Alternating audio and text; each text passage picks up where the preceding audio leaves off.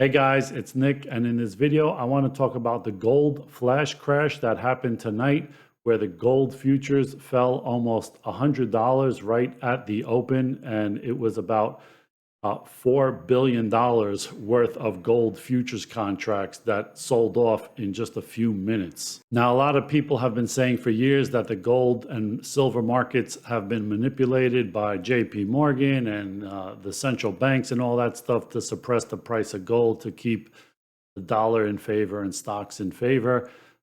Is there some truth to that? Most likely, but is this a case of straight manipulation of somebody dumping all of this gold to get the price down quickly, or could it be something else? Now, if all these gold contracts were dumped mostly by the same hedge fund or entity, that person doing that trading would probably be fired, because you don't sell a whole bunch of contracts in the most illiquid time of the trading week, which is Sunday when it opens, unless you are aiming to get the most bang for your buck by smacking down the price of gold as much as you can with the least amount of money. If that's your goal, then yes, that's the best time to do that on Sunday night when the gold futures just open. So here on Zero Hedge, they say that the gold prices plunged as low as 1,677 from the Friday close of 1,761.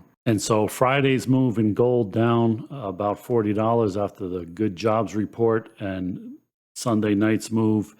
This two-day move is the biggest move in gold since March of 2020, right at the height of the pandemic. So if you wanted to trade 24,000 gold contracts, you would do it in the normal trading hour days where there's a lot of volume going on, not outside of the trading hours like around here.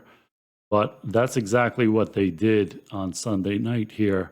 And so it makes no sense unless you're thinking that they purposely did it to get the price as low as possible and possibly take out all the stops that are in the order book for the gold futures. And a similar thing happened in silver, although it did have a decent rebound pretty quickly. And this is a look at spot gold. And since then, gold futures has recovered to 1735, down $24.50 or only 1.39%. And just to get an idea of how big these orders were that sold in just a few minutes, let's see how much you would need if you were the only person that were selling these 24,000 contracts, how much you would need in margin for this. So the gold futures is GC. It's traded on the NYMEX, and it has a multiplier of 100, which means that if gold is $1,760 an ounce, then one contract represents $176,000 worth of gold, or 100 ounces of gold. Now, to buy one contract, you need $11,250 for initial margin intraday, and overnight, you need $11,250. So to hold 24,000 contracts, you need $11,250 for each one, and that would be about $200 million. So these are not small fish that are doing this, if indeed this was one hedge fund or one bank or somebody doing this. And those 24,000 contracts times $176,000 per contract is about $4.2 billion worth of gold. So one theory is that it is a central bank trying to knock down the price of gold when it is least liquid, so that they can knock it down as fast as possible with the least amount of money.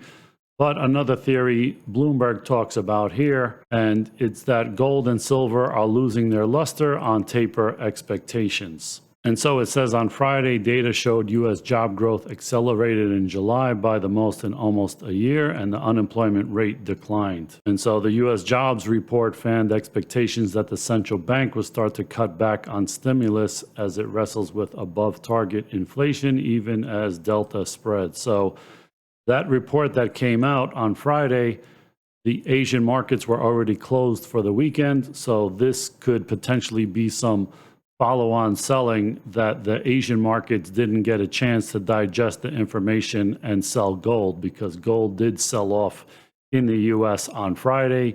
And so this could be a continuation, that the Asian traders didn't get a chance to sell off gold as well. And so when the market opened on Sunday, they continued that trend from Friday. That's definitely a possibility. So what does that mean if you are a holder of gold or silver yourself, or you're thinking of buying it, or you're thinking of selling it because of what's going on? Well, I'm kind of middle of the road in what's going on with gold and silver right now. I don't believe the conspiracy theorists completely that JP Morgan is holding it back or the central banks is holding it back and gold's going to go to 5,000 and silver is going to go to 200 or something like that.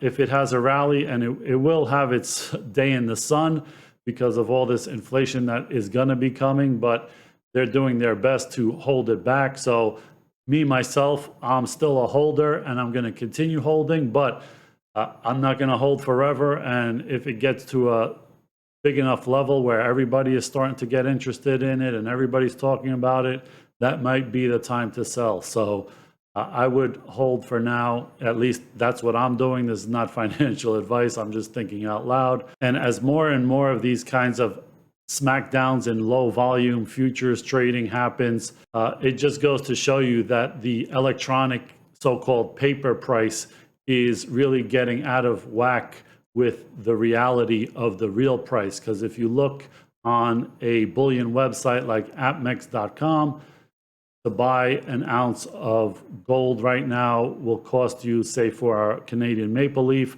is like $1,838. So more than $100 over the spot or future price of gold right now. So in reality, if you're holding physical gold, keep holding it.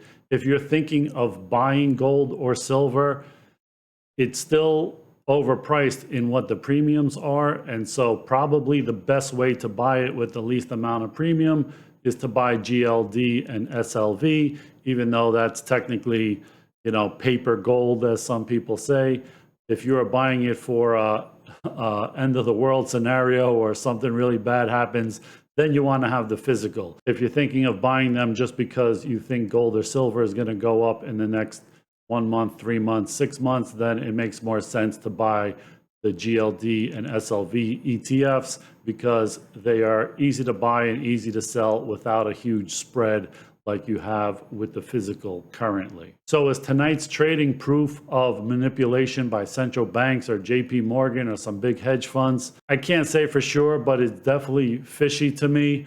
And so I don't really follow the futures price that much. I care more about the physical as kind of an insurance policy against things going really crazy in this country. And, things are going really crazy in this country. So if you believe that, you should probably own some physical gold or silver yourself. So if you like this video, hit the thumbs up and I'll see you in the next one. Thanks for watching, guys.